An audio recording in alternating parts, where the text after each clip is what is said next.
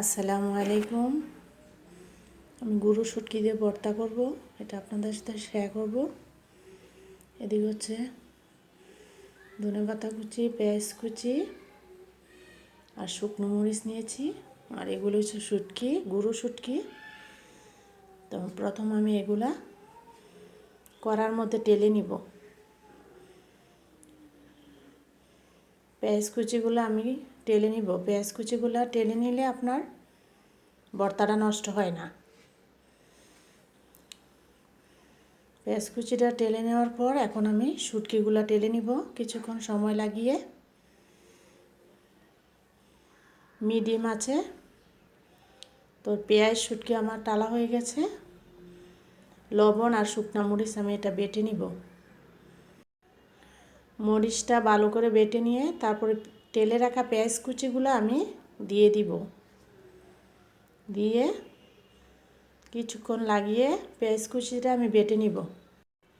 পেঁয়াজটা বাটা হয়ে গেলে আমি ভেজে রাখা শুটকিগুলো দিয়ে দিব।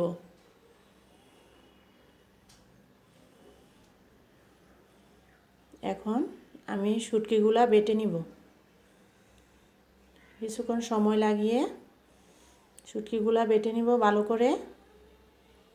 শুটকিগুলো বাটা হয়ে গেলে বেটে নিয়ে আমি আবার বেটে নিলাম।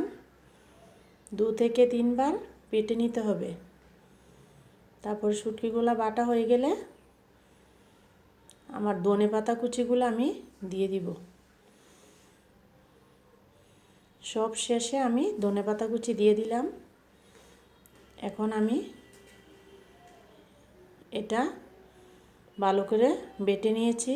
এই যে আমার ভর্তা বানানো হয়ে গেছে। এই যে ভর্তা, এটা ভাতের সাথে বা মেরা পিঠা, চিতল পিঠা যে কোনো খাবারের সাথেই খেতে পারবেন, খিচুড়ি। আমার ভর্তাটা ভালো লাগলে একটা লাইক দিবেন আর কমেন্টে জানাবেন।